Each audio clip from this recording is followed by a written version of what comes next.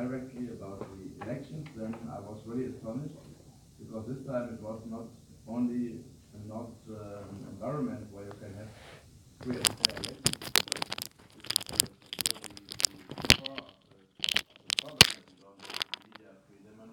The opposition cannot work like the opposition should work in countries. But you saw a lot of irregularities on the election day as well. Even it would not be necessary because the president would be re-elected in this system as well, but you see a lot of irregularities, more than 2015 in my view, because they tried to organize it, everything very perfect. So when they asked me if it was a good organized election, I would say yes, it was a good organized election, but everything was organized from one group, just one thing. Strasburgda seçkiler müzakirə olunur. There, so-called observers. And you had observers there representing, it was always, maybe 10 or 7, but usually it was 8. Why 8? Because there were 8 so-called candidates. So it was interesting because some of the candidates, or most of the candidates, criticized the opposition. Şubabe Azərbaycandakı seçkini namizədlərinə deyirkənləri namizəd deyildirlər.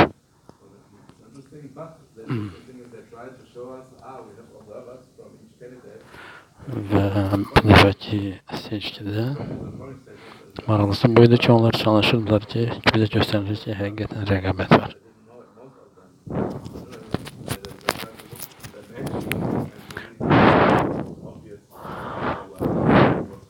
Və hər şeyin düz baş verdiyini çalışırdılar ki, göstərsinlər.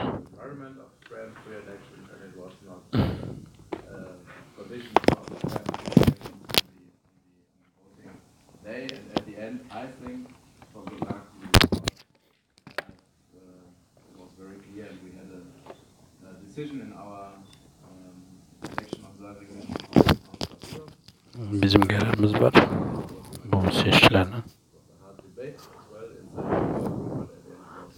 Bizim daxilimizdə olan böyük hissə razılığa gəlmişik ki, biz çox ciddi şəkildə bu seçkilərlə bağlı öz mövqeyimizi bildiririk. Çox sağ olun Mr. Schwab, indi isə Mr. Omzika söz veririk. O da Avropa Şurasının Parlament Asambleyasının Niderlanddan üzvüdür və o da korrupsiya araşdırması ilə bağlı hesabatın araşdırmasında böyük əməyi keçən deputatlardan. Çox sağ olun və bu hesabata dəstək vermiş hesabata hamıya təşəkkür edir. So this body somehow can really hurt countries, whether it be Azerbaijan, Malta, Russia, Ukraine, who have Azərbaycan, Malta, Rusiya, Ukrayna with the justice system. And bir çox problemlər. They will apply pressure. Müzakirə alanlar və onlar çalışırlar ki, zor təzyiq göstərsinlər bizə.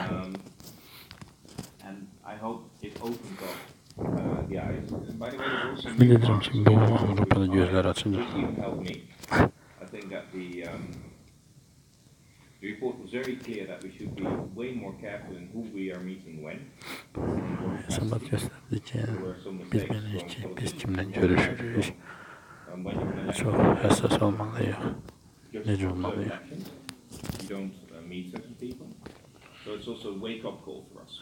Bu bizim üçün sanki bir oyanış. Gücün.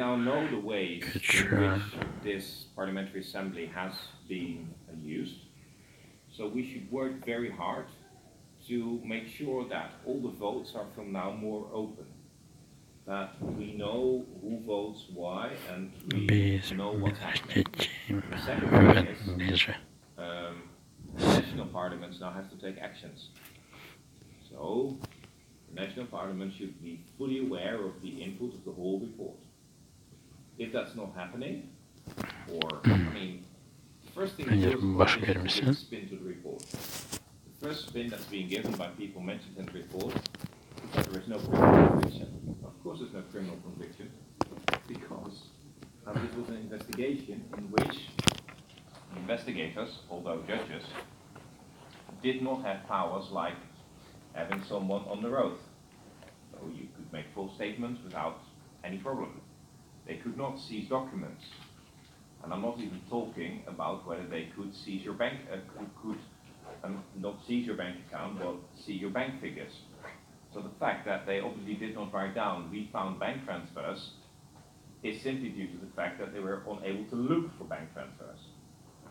So we should be very clear when we communicate about this. The scope of this report was not to finally establish all what happened, but to make sure whether there is substantial evidence to think that there was corruptive activity within the Council of Europe. And the answer to that last question is yes, with large exclamation marks. And that's the way we should tell it. It needs a follow-up in the home countries. It needs a follow-up, first of all, in Spain. Let's not miss the point. But it needs a follow-up in Italy, in Belgium, in Germany, in quite a few countries where politicians should work. And it needs a follow-up within our own parties. For instance, I'm a member of the EPP party. The EPP party has been very clear in a statement at the beginning. We expect all our members to cooperate with the investigation. I was very adamant to get that statement. It was not always easy, but I wanted that statement. And I note that a number of members have done everything to evade cooperating with the investigation. That in itself is a political fault. It's nothing fault of the criminal justice system, not at all. I mean, you can decide not to talk to the investigators, but I think we have a political responsibility, and we should point that out. Secondly,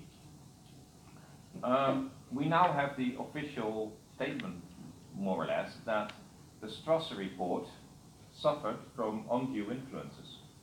So far, you wrote it. I mean, there is a big difference when you write it and when we have an official investigation writing it.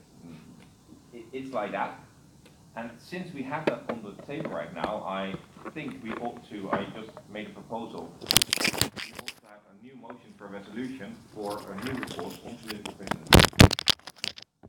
And obviously the problem since 2013, when the Strasser report was being defeated, has not become less.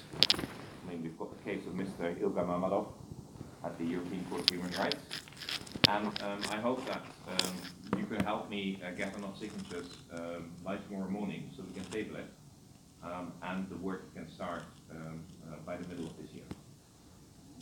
So we should not just only look at it, we should see, we should be much more aware of what's going on right now. We shouldn't have the illusion that the networks have disappeared. There's a chance that the networks will go underground or will be better covered. We should look at national parliaments who will follow up, and we should look at the work that has not been done well, that we just redo that work. Thank you for organizing this, so that makes a discussion about it possible. Thank you very much. And now Mr. MARAQLI will proceed with the presentation on what exactly the problem was with Azerbaijan's election held last week. Thank you. I also, it is for me a great pleasure to present here our election, the findings, election observation findings. And thank you for organizer and for your invitation to take part in this event.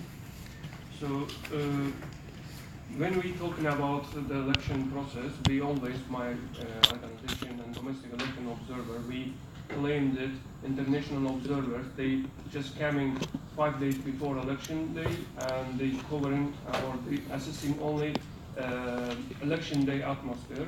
But election process does not consist only election day. There is the election environment, legal framework. There is the political environment for all political stakeholders, civil society groups. That's why when we focus on assessment of election process, we think that pre-election legal and political environment is important. So regarding 11 April 2018 early presidential election, I think we should look at the background of this election process. So 15 years ago, in 2003, when Azerbaijan, as a member of the Council of Europe, invited the Commission and ODIHR to analyze and examine the election code, two respectful organizations jointly adopted recommendations on improvement of election code, election practice in country. Since 2003, but since 15 October 2003, there is no any improvement on the development or the election code of Azerbaijan on election practice. So there are more than 20 the recommendations issued by the ODIHR, by the Venice Commission of Council of Europe, but until now there is no communication, no discussion, no kind of positive change in this matter. Second thing, what we can analyze, this is the constitutional restriction that adopted in 2009, in 2016 during referendum. Another case is the wave of political repression which started in 2013. So I think it is first election in the history of first presidential election in the history of Azerbaijan that the number of political prisoners were more than 130. This is the dramatic the picture for whole election process and to Azerbaijan people. So, for example, one of the potential candidates for presidential office, the leader of the real Republican Alternative Movement, Myanmada, was arrested in 2013 and he is still in jail. Another case, when we are talking about election environment, is the role of civil society. Civic society, human rights. But since 2014, the legal framework or regulation of freedom of association in Azerbaijan restricted, and they were adopted a lot of amendments which paralyze the activity of civil society groups in the country. So I can also mention about the freedom of expression on the eve of the presidential election. In 2017, Azerbaijan, the court in Baku, through the claim of the Minister of the Communication, blocked 5 independent media outlets which are very popular in the country, which are which are independent and which are the voice of the civil society group political. So these all kind of the restrictions absolutely influence negatively to 11 April election process. So shortcomings of election administration is another case. We observed the election process through the beginning of the process. I think you are familiar with the ODIHR report. Our assessment shows that there were mismanagement of election process, for example, lack of equality, lack of competence, lack of fairness, lack of transparency in election process. And one of the reasons I think for that is that the composition of the Central Election Commission since 2003, despite the fact that the Commission several times issued the recommendation and suggested that the change of the composition of election commission in Azerbaijan were not reviewed by the government. So this election was with lack of alternative. Also, this is factor. The alternative candidates, so-called candidates, we call them technical candidates. So we observe, for example, we have some evidence about it. One of them is the agitation process in the election process. We have observed the civil debate, and according to our the calculation, all the candidates they agitated from Aliyev. The 6 candidates directly agitated from Aliyev, and they spent their time during civil debate. So some of them, for example, criticized the local executive board. Some of them criticized some ministers, some head of the committee. But there were no any significant criticism against the income against the prime minister. So this election was with lack of alternative choices. And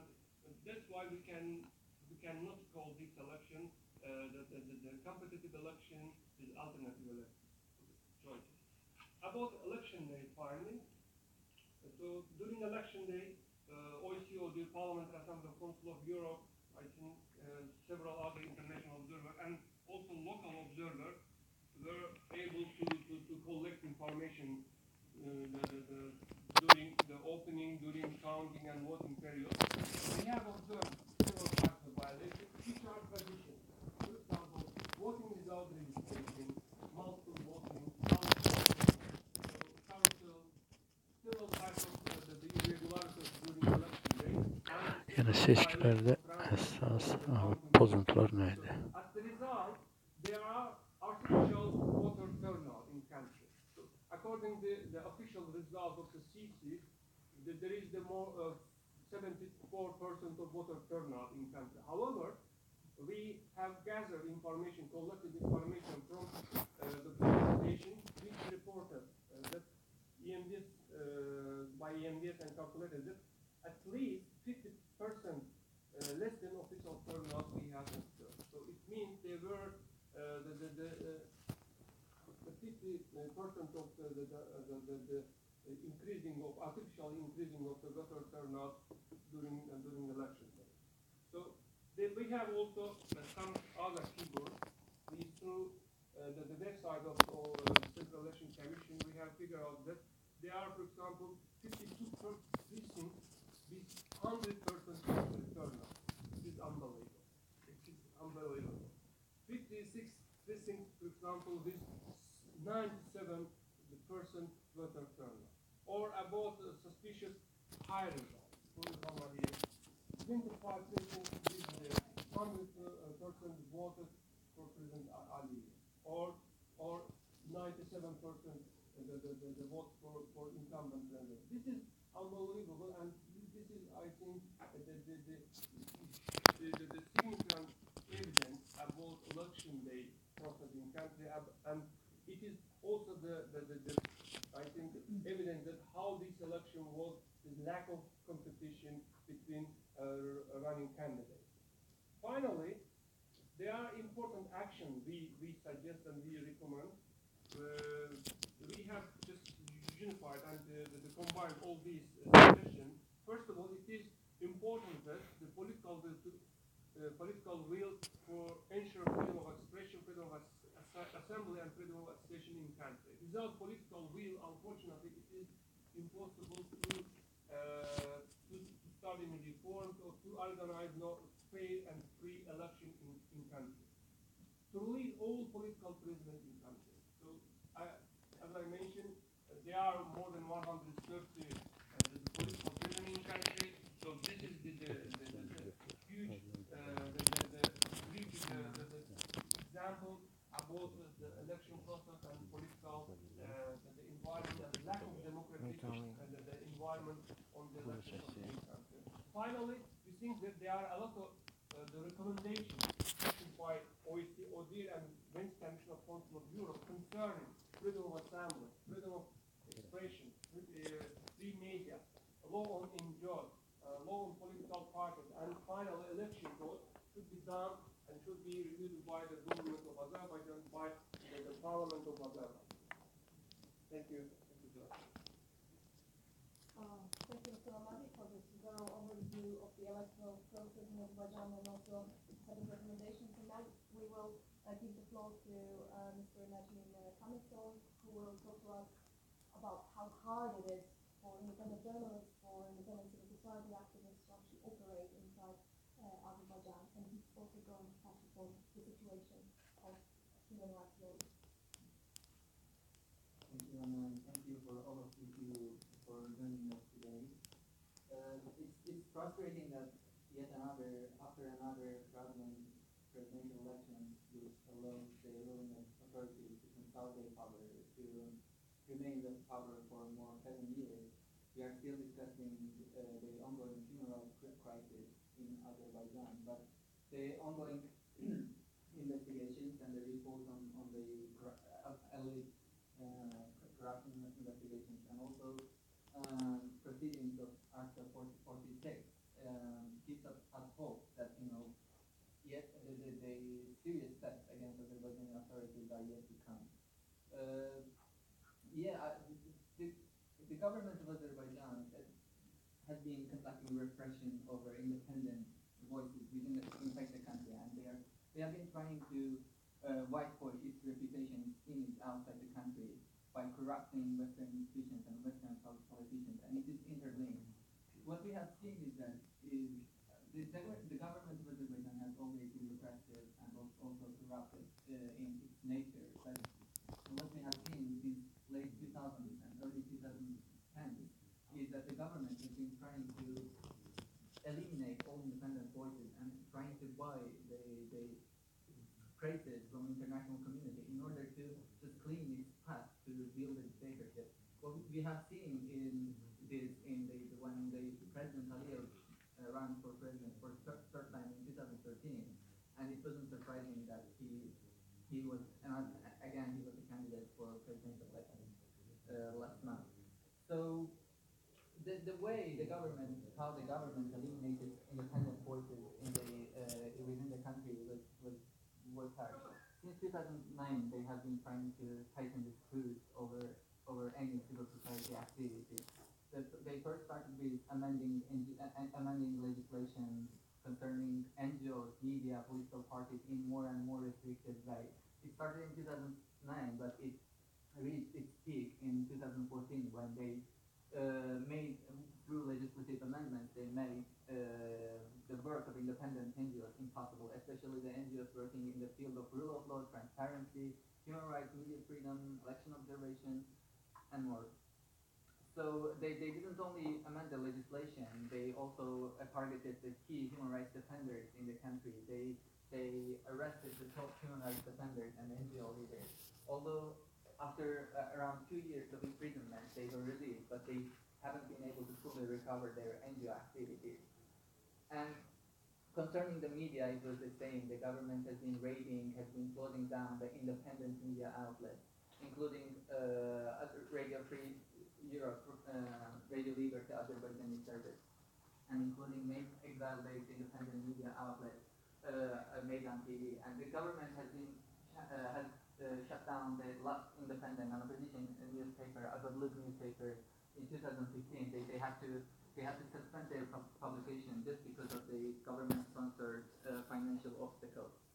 So journalists are still working under very, very repressive environment. There are 11 journalists are in prison on politically motivated charges, including Mehman Hüseynovun, who is arrested with defamation charges, while Azerbaijan has received numerous recommendations and has obligations that it has to abolish criminal proceedings against civil society activists, against independent journalists with defamation charges. Although the government has these obligations, last year the parliament made online defamation of president criminal offense. So anyone writing critical posts about president can be arrested. So the government has been using practice of blocking websites of independent newspapers, including Meydan TV, Radio Free Europe, Turan TV, and others. The challenge is not only against independent civil society figures or media, but also these targeted human rights lawyers, human rights lawyers. As my colleague mentioned, there are around 135 political prisoners, including religious activists, including journalists, including human rights activists, opposition figures. But the lawyers who are daring to take these cases and the number of the lawyers who dare to take these cases are significantly low, and the government has been targeting this few number of lawyers. So in past years, number of lawyers have been disbarred from bar association just because of taking the case of political prisoners. The bar association still remains heavily dependent of the government. So and there is also terrifying numbers regarding the number of lawyers. The Azerbaijani population is around 10 million, and the number of members of bar association is around 900. So and under these circumstances, the government is eliminating lawyers who are doing their work, practicing their work. film or human rights lawyers and lawyers of many political prisoners where their license from Bar Association has been suspended for 1 year. That means that they are not anymore able to defend their claims. So another recent, according to the recent amendment to the law on lawyers, they non-members of Bar Association cannot take any administrative or civil cases anymore. That is also jeopardizing the work of human rights lawyers. Another concerning issue is the red notice and how authoritarian governments, including Azerbaijani government, has been using Interpol for targeting its critics. Just this week, we received news that Azerbaijani exile-based political figure who had to leave the country to avoid persecution. Hazırda Necmin Kamil söylüyor. And he was seeking asylum in Germany. So although he has already obtained asylum in Germany, he was taken by Azerbaijani authorities in Istanbul and taken to Baku. So this is not the only Söhbət Hüseyn Abdullayev'dan gedir, yəni giving away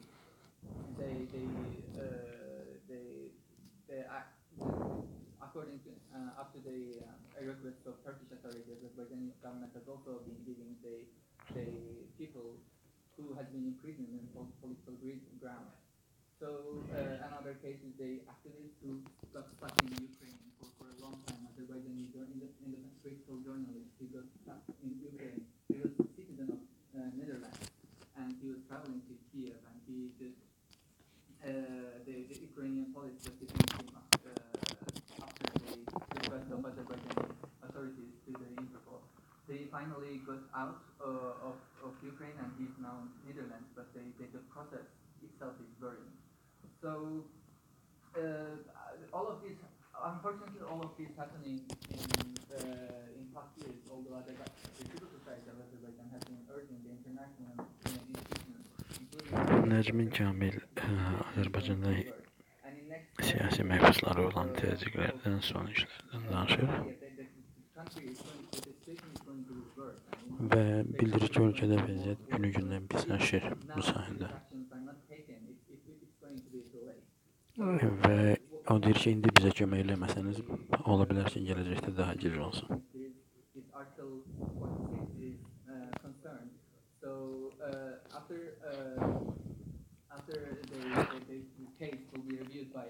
Tədbirdə görürsünüz ki, dostlar, Orduxan Teymurxan da orada çəkir.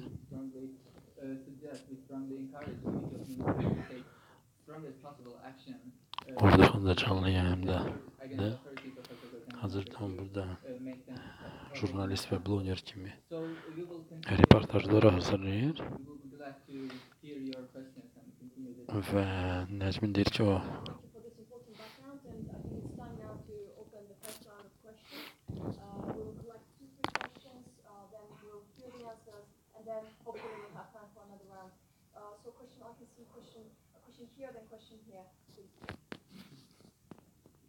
Thank you. My name is Jack Hanning. I am Secretary General of the Association of Political Studies of the Council of Europe, and I have been following the research on Azerbaijan for some time now. Ilgar Mammadov is not merely a candidate for the presidential election, he also was the director of the Department of Schools of Political Studies of the Council of Europe. Now, I want to pick up on a remark which was made at the beginning mentioned by the last speaker when he said, I think, serious steps against Azerbaijan still to come. Yesterday, at the meeting on the corruption, I made a remark that perhaps the Assembly could have challenged the credentials, at least of the members of the political party which supports Mr. Aliyev. I'd like to hear from the people on the panel here what they think the Council of Europe ought to do in the interest not only of Azerbaijan, but in their own proper interest. Should, for instance, you think that Azerbaijan should be thrown out of the Council of Europe?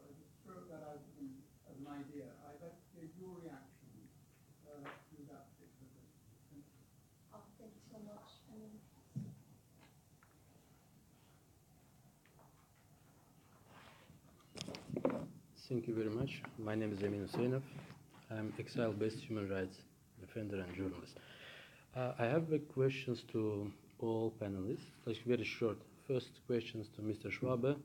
You know, and you see personally how elections completely falsified in our country, and it's OEC ODIHR missions report quite clear, UNARS organizations report quite clear. We have also our own report, which is true for it's not free and fair elections. Why, for example, yesterday we asked questions regarding the Mr. Jagland. Why Jagland congratulate Mr. Aliyev with this success, and why German president, which is former minister of, and as I know, he's also from Socialist Party, he's also sent same congratulation letter to him, and now German parliament waiting for approval big loan when you want to spend like 1.5 billion euros German taxpayers' money for supporting big energetic project in Azerbaijan when we have this huge level of corruption, nepotism, and kleptocracy. That's questions to you. How it's possible? We just want to say regarding your position, thank you very much for a very principled position, but some German politicians, and including the president or your MP, you still work with these dictators for business interests. Questions to Anar and Just keep it short. yeah. Questions to my colleagues. What do you think for next elections? You still able to somehow continue your work, and what do you think it's after these elections? I remember when Anar arrested in 2013, he made also very brave after elections report, and he arrested. What do you think? You have any risks, you or your colleagues in Azerbaijan, for pressure after this report? Thank you. Thank you, and maybe one more question or comment. You also encouraged to give a comment if you have one. If not, we will just proceed with the answers. We have a question about what the Council of Europe can actually do about Azerbaijan and concrete recommendations. Then we have a question about the letter sent to the letter the Secretary General sent to the President of Azerbaijan, congratulations letter, the investments in Azerbaijan, and finally, how do you see the future of the world? So, whoever would like to start? Maybe I can say something about the question of Germany, because I'm follow up and leave in 5 minutes. And so I would not, for sure, we are in discussions with our government about the situation and different interests politicians have. And you can imagine I have a discussion with other colleagues in the German parliament as well, because not everybody is looking especially on human rights. They have different ideas. We debate about climate change in the afternoon, when we have an exchange about climate change programs or whatever. What is it? Is it the support for the government or not? So I would say take this congratulations not so serious. Really, if we look into the world, who congratulate who, I don't have a list of congratulations from Germany to whoever in the world. But you not congratulate North Korean president. Yeah, I thought about it. I will look into it, but there are a lot of countries. Even Trump not congratulated Ali. Ali. I have a lot of doubts about the situation there, and I take it as a kind of friendship. Friendly action or friendship-friendly action, and look how they did it. I was watching what they do. They don't call them, they don't give them the opportunity immediately to react. They do it in a letter, whatever. Yeah, they did it. If you ask me, I would say it was not necessary, but they do it in a lot of countries. The question of investment, I think it's totally different, because I don't know what should we do with countries all over the world. For sure, there are some countries all over the world where we have sanctions. But the question, how big should be the list of, when you have more and more of terrorism in Europe and in the world, how long should be the list of sanctions? If you don't have sanctions, I think it's okay to have a kind of economic exchange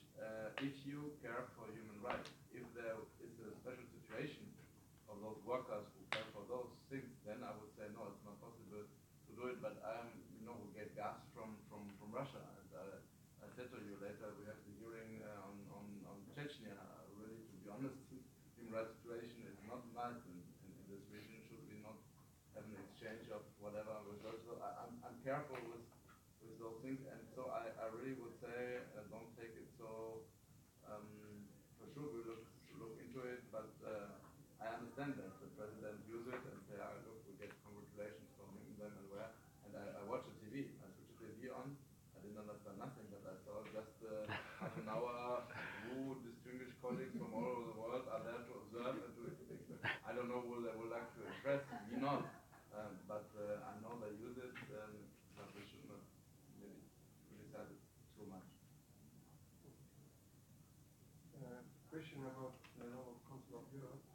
So I think several years ago, as I mentioned, several years ago, the Venice Commission of the Council of Europe, there are several the resolution of the Parliament and the Council of Europe which are not even in pending process or even in discussion on the table of the Azerbaijani government should be reviewed, and the EU member countries in Council of Europe should be more active. Unfortunately, there is no initiative from the EU member countries that they try to save the reputation of the Council of Europe in Azerbaijan. I mean, it is the reality that the Azerbaijan government for many years used this the lobby group for their whitewashing of their reputation or their the human rights abuses. So this we believe that this process is stopped, and there will be some new type of the cooperation on the basis of the common values and European values. But again, some EU member countries, including Germany, France, these countries will be more active in this process. Secondly, your question concerning the risk. Yes, of course, there is a risk, there is ongoing the pressure in the country, but I don't think that we are able, civil society groups, human rights groups, we are able to work, operate in country normally. So, for example, in 2013, my organization recruited more than 1,000 people for election observation, but this time through social media we collected information maximum 200 people, from 200 people. This is another picture, this is another the space.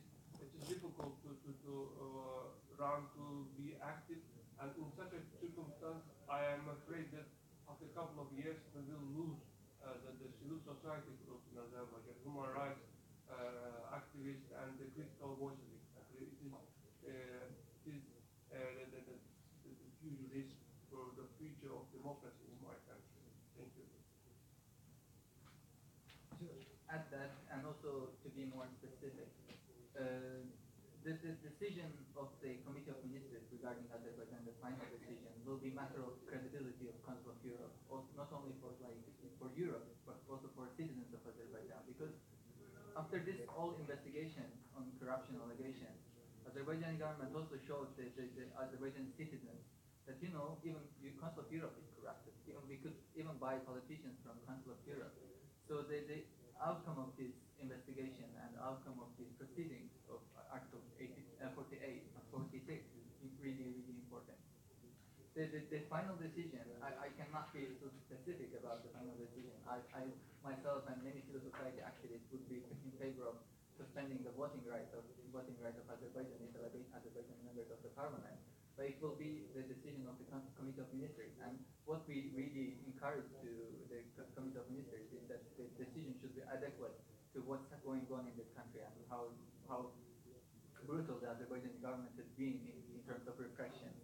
Another thing that I was really happy to hear that the Parliamentary Assembly will bring back the issues that which was discussed, especially regarding the report on political prisoners, because referring to that report on investigation, we can see that the result of that vote was not actually legitimate because the Azerbaijani government somehow interfered the result.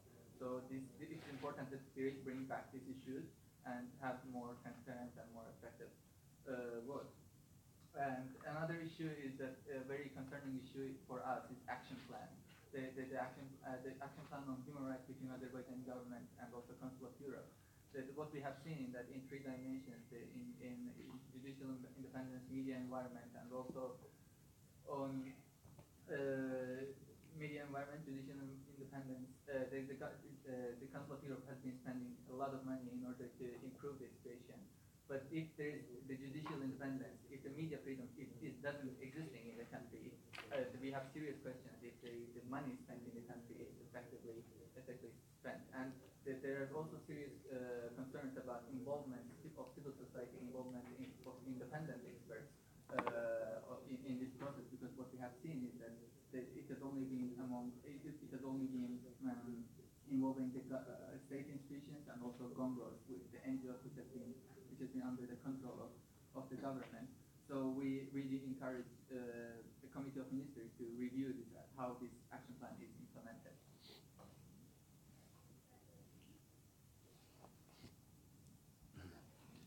Someone is trying to silence me. What should the Council of Europe be doing? Well, there are 3 institutions, 4 basically, and they all have their own role to play. And the Council of Europe, the Parliamentary Assembly can or cannot renew the credentials. And I think in the next few months we have a really interesting thing in Spain and Azerbaijan.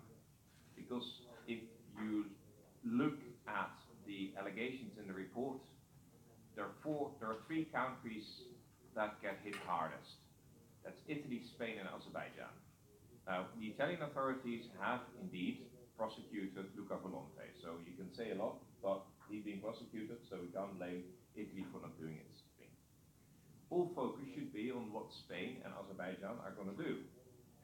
So there is a clear message. We have had corrupting influence of 2 of your members. What are you going to do about those members? Instead of withdrawing them, there should be something more. It's a very interesting test for the Azeri regime. Because if they were going to do anything against these MPs,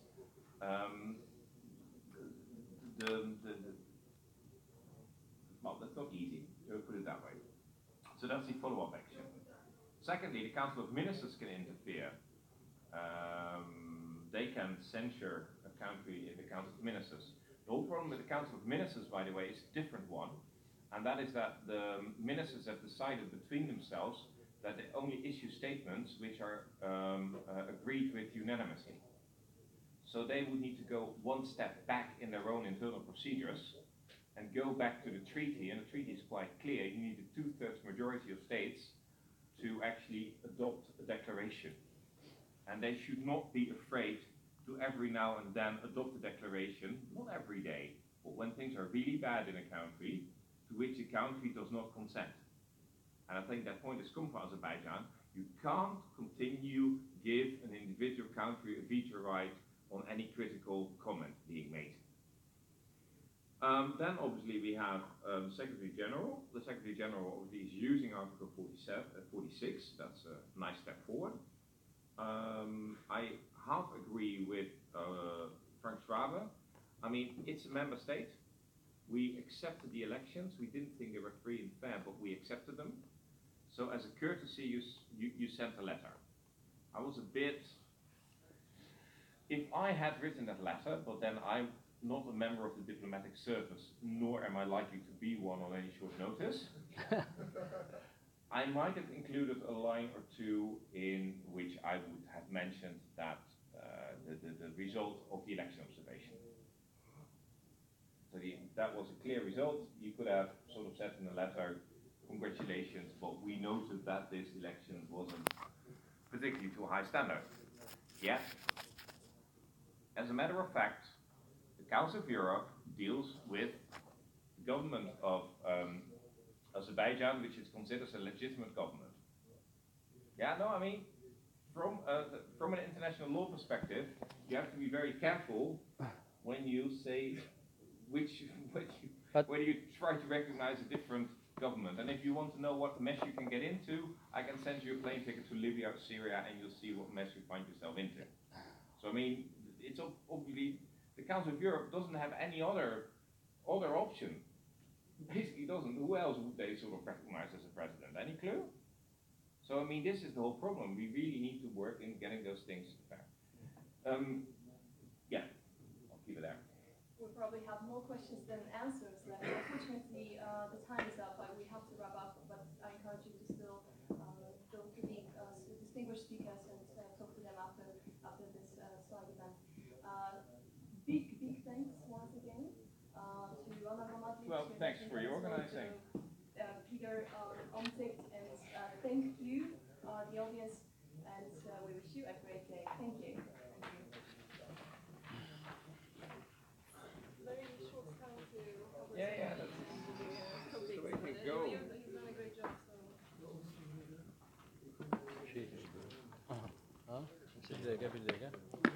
Bir dakika reklam pauzası.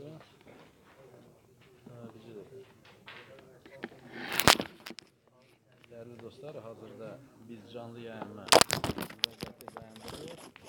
Avropa Şurasının Parlament Asambleyasında növbəti tədbir geçi Azərbaycanla bağlı çıxışlar, Azərbaycanla müzakirələr, maraqlı fikirlər çatdırdılar. Bildiriblər ki, seçkilər saxtalaşdırılıb. Seçkilərdə olan nöqsanlar barədə danışıldı və Azərbaycanlı deputatların korrupsiyaya bulaşması barədə müəyyən fikirlər səsləndirilmişdir. Biz sizinlə burada olan qonaqlarla canlı yayıma çıxacağıq və onlarla fikirlərini bölüşəcəyik. Hələlik isə məndə bu qədər. Və biz ümid edəcəyik ki, sizinlə növbəti saatlarda fikir mübadiləsini davam elətdirə biləcəyik. Sağ olun, salamat qalın.